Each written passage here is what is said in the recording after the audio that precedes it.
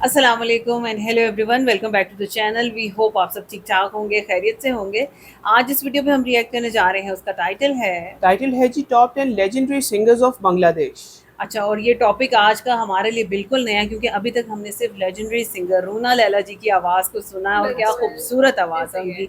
लेकिन बाकी और कौन से लेजेंड्स हैं ये आज हमें पता चलेगा, जो हमारे लिए आज की ये वीडियो बिल्कुल नहीं होने वाली है। चलते हैं और वीडियो को एंजॉय करते हैं। चलिए इससे पहले वीडियो को स्टार्ट करें। चैनल पे नए तो प्लीज सब्सक्राइब कर लें और बेल आइकन प्रेस करना बिल्कुल मत भूलिएगा। तो चलिए चलते हैं अपनी वीडियो की तरफ और हम आपके रिएक्टिंग बस।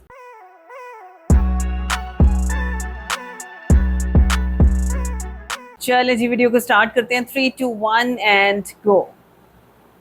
বর্তমান সময়ে বাংলাদেশে কণ্ঠশিল্পীর কোনো অভাব নেই, তবে এই সকল শিল্পীর মধ্যে এমন কিছু লিজেন্ডারি শিল্পী রয়েছেন যাদেরকে পুরো দেশের মানুষ এক নামে চিনে থাকে, কারণ এদের গান মানুষের কাছে এতটাই জনপ্রিয় ছিল যা আপনি কল্পনাও করতে পারবেন না। তো আজকের এই ভিডিওতে আমরা দেখতে চলেছি বাংলাদেশের সেরা 10 জন কিংবদন্তি কণ্ঠশিল্পী কারা এবং এদের সবচেয়ে জনপ্রিয় গানগুলো। আমার বুকের মধ্যখানে মন যেখানে হৃদয় যেখানে চিঠি লিখেছে বউ আমার ভাঙ্গা ভাঙ্গা হাতে, আম্মা জান চোখের মনি আম্মা জান। আর চ্যানেলে যারা নতুন তারা অবশ্যই সাবস্ক্রাইব করবেন। নাম্বার 1, এন্ড্র কিশোর। বাংলাদেশের সেরা একজন কিংবদন্তি কণ্ঠশিল্পী হলো এন্ড্র কিশোর। তিনি জন্মগ্রহণ করেছেন 4 নভেম্বর 1955 সালে এবং তার জন্মস্থান হলো রাজশাহীতে। এন্ড্র কিশোর ছিলেন বাংলাদেশের একজন প্রখ্যাত কণ্ঠশিল্পী এবং দেশের মিউজিক ইন্ডাস্ট্রির চলচ্চিত্রের প্লেব্যাক কণ্ঠ দেওয়ার সম্রাট। তার অন্যান্য কন্ট্রিবিউশনের মধ্যে বেশ কিছু ফেমাস গান আছে যা আজও মানুষের মাঝে গেঁথে রয়েছে, যেমন তার অন্যতম একটি গান হলো আমার সারা দেহ এই ওগো মাটি। আমার সারা দেহ হে ওগো মাটি। তাছাড়াও রয়েছে ডাক দিয়েছেন দয়াল আমারে এই গানটি। ডাক দিয়াছেন দয়াল আমারে। এছাড়াও তার বিশেষ একটি গান হলো আমার বুকের মধ্যেখানে এই গানটি। আমার বুকের মধ্যখানে মন যেখানে হৃদয় যেখানে। আর এই গানগুলো এতটাই জনপ্রিয় যে এগুলো এখনো মানুষের মুখে মুখে শোনা যায়। এন্ড্র কিশোর চলচ্চিত্রে প্লেব্যাক করার কারণে স্বীকৃতি হিসেবে মোট 8 বার জাতীয় চলচ্চিত্র পুরস্কার এবং 5 বার সেরা পুরুষ কণ্ঠশিল্পী হিসেবে পুরস্কার পেয়েছেন। তবে দুঃখের বিষয় তিনি 2020 সালের 6 জুলাই ব্লাড ক্যান্সারে আক্রান্ত হয়ে পৃথিবীর মায়া ত্যাগ করে চলে গিয়েছেন। নাম্বার 2, আয়ুব বাচ্চু।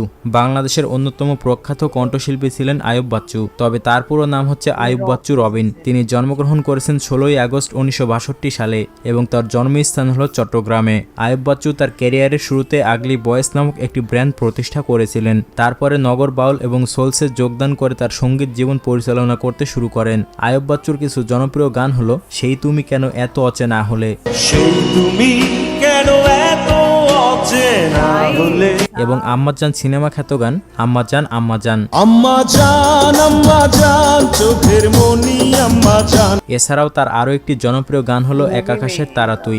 এক আকাশে তারা তুই একা গুনিস নে। আর এই গানটি ইউটিউবে ভিউ পেয়েছে প্রায় 30 মিলিয়নের বেশি। আয়ুব বাচ্চু সঙ্গীত শিল্পী হিসেবে তিনি অনেক সম্মাননা পেয়েছেন। এর মধ্যে 6 বার মেরিল প্রথম আলো পুরস্কার পেয়েছেন তিনি। তবে দুঃখের বিষয় 2018 সালে হৃদরোগে আক্রান্ত হয়ে তিনি পৃথিবীর মায়া ত্যাগ করে চলে গিয়েছেন। মৃত্যুকালে তার বয়স হয়েছিল মাত্র 56 বছর। Number 3, James. পুরো বাংলাদেশের একজন নামকরা ও জনপ্রিয় সিঙ্গার হলেন জেমস, তবে তার পুরো নাম হচ্ছে ফারুক মাহমুদ আনাম। তিনি জন্মগ্রহণ করেছেন 1964 সালে এবং তার জন্মস্থান হলো নওগাঁ জেলায়। জেমসকে মিউজিক ইন্ডাস্ট্রিতে অবদানের জন্য গুরু বলে ডাকা হয়, কারণ তিনি ছিলেন একাধারে সুরকার, একাধারে গীতিকার, অভিনেতা, কণ্ঠশিল্পী, গিটারিস্ট এবং বলিউড প্লেব্যাক কণ্ঠশিল্পী। জেমসের কিছু জনপ্রিয় গানগুলোর মধ্যে রয়েছে পাগলা হাওয়ার তরে, পাগলা হওয়ার তোরে মাটির পিদিমে নিভু নিভু করে। তাছাড়াও আরও একটি জনপ্রিয় গান হলো বাবা। বাবা বলতো ও খোকা, এবং জেমসের আরও একটি জনপ্রিয় গান হলো গুরু ঘর বানাইলা কি দিয়া। গুরু ঘর বানাইলা কি দিয়া, দরজা জানলা কিছু নাই।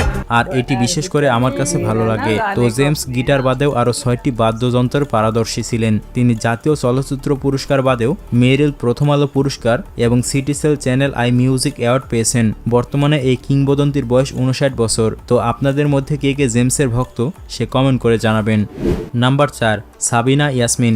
বাংলাদেশের অন্যতম প্রখ্যাত ও পুরাতন নারী কণ্ঠশিল্পী হচ্ছে সাবিনা ইয়াসমিন। তিনি জন্মগ্রহণ করেছেন 1954 সালে। তো সেই অনুযায়ী তার বয়স এখন 69 বছর। সাবিনা ইয়াসমিন বাংলাদেশের সাতক্ষীরা জেলায় জন্মগ্রহণ করেছেন। তিনি প্রায় সব ধরনের গান গাওয়াতেই পারদর্শী ছিলেন। সাবিনা ইয়াসমিন অনেকগুলো দেশাত্মবোধক গানও গেয়েছেন, যেমন জন্ম আমার ধন্য হলো মাগো।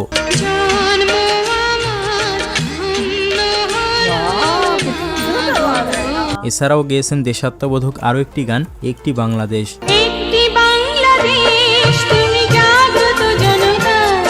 সাবিনা ইয়াসমিন তার ক্যারিয়ারে যতগুলো গান গেয়েছেন তা হিসাব করলে শেষ হবে না।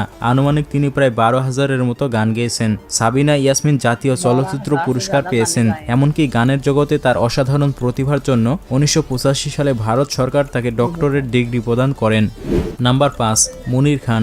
বাংলাদেশের একজন অন্যতম প্রখ্যাত কণ্ঠশিল্পী হলেন মনির খান। তিনি জন্মগ্রহণ করেছেন 1 আগস্ট 1972 সালে। তো সেই অনুযায়ী তার বয়স এখন 51 বছর। মনির খান তার ক্যারিয়ারে অনেকগুলো গান গেয়েছেন, যেমন তার একটি জনপ্রিয় গান হচ্ছে প্রেমের তাজমহল। তারি তীরে গড়ব আমি আমার প্রেমের তাজমহল, যেটি ইউটিউবে ভিউ পেয়েছে প্রায় 2 কোটিরও বেশি। এছাড়াও তার আরও একটি জনপ্রিয় গান হচ্ছে চিঠি লিখেছে বউ আমার ভাঙ্গা ভাঙ্গা হাতে। চিঠি লিখেছে বউ আমার ভাঙ্গা ভাঙ্গা হাতে, যেটি ইউটিউবে ভিউ পেয়েছে প্রায় 1.5 কোটির কাছাকাছি। এবং তার এমনও গান রয়েছে যেটি শুনেনি এমন মানুষ খুঁজে পাওয়া যাবে না, আর সেই গান হচ্ছে অঞ্জনা। তবু অঞ্জনারা সুখে থাকে সুখে থাক। এই অঞ্জনা নিয়ে তিনি অনেকগুলোই গান গেয়েছেন। তো মনির খান তার সুদীর্ঘ সঙ্গীত জীবনে 3বার শ্রেষ্ঠ পুরস্কার কণ্ঠশিল্পী হিসেবে চলচ্চিত্র পুরস্কার পেয়েছেন। এছাড়াও তিনি 42টি একক অ্যালবাম এবং 300-এরও বেশি মিশ্র অ্যালবাম প্রকাশ করেছেন। নাম্বার 6, রুনা লায়লা। বাংলাদেশের একজন প্রখ্যাত পুরাতন কণ্ঠশিল্পী হলেন রুনা লায়লা। তিনি জন্মগ্রহণ করেছেন 1952 সালে এবং তার জন্মস্থান হলো সিলেটে। রুনা লায়লা একজন বহুমুখী কণ্ঠশিল্পী হিসেবে পরিচিত, কারণ এখন পর্যন্ত তিনি 18টি ভাষায় 10,000-এরও বেশি গান গেয়েছেন। তিনি তার মিউজিক কন্ট্রিবিউশনের জন্য দেশে এবং বিদেশে অনেকগুলো পুরস্কার পেয়েছেন। তার কিছু জনপ্রিয় গানের মধ্যে রয়েছে এই বৃষ্টি ভেজা রাতে চলে যেও না এই গানটি।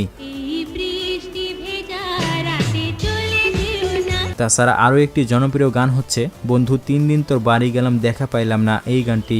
বন্ধু 3 দিন তোর বাড়িতে গেলাম দেখা পাইলাম না। বাংলাদেশের ইন্ডাস্ট্রি বাদেও তিনি ইন্ডিয়া এবং পাকিস্তানের অনেক চলচ্চিত্রে গান গেয়েছেন। এছাড়াও দক্ষিণ এশিয়ায় গজল শিল্পী হিসেবেও তার অনেক পপুলারিটি রয়েছে।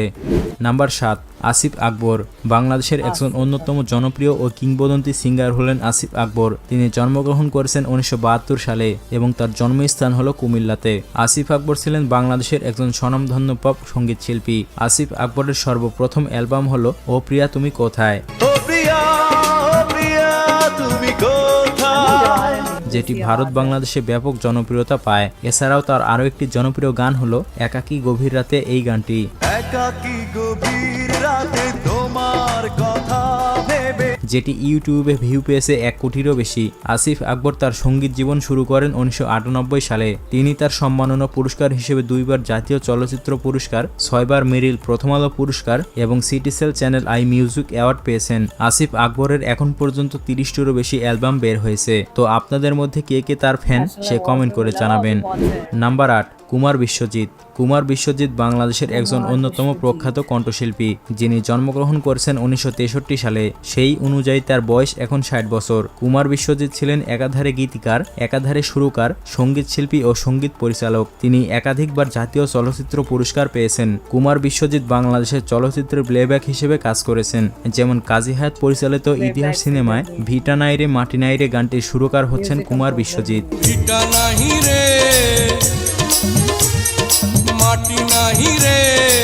আর ইউটিউবে এই গানটি ভিউ পেয়েছে প্রায় 6 কোটিরও বেশি। তাছাড়াও তার আরও একটি জনপ্রিয় গান হচ্ছে তোরে পুতুলের মতো করে সাজিয়ে হৃদয়ের কোঠরেতে রাখবো এই গানটি। তোরে পুতুলের মতো করে সাজিয়ে হৃদয়ের কোঠরে রাখবো।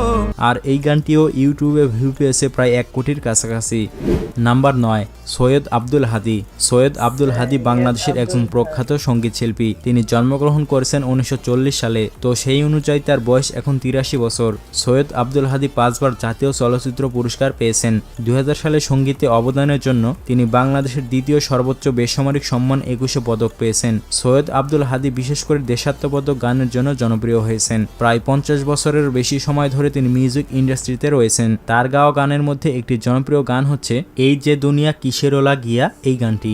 এই যে দুনিয়া কিসের লাগিয়া।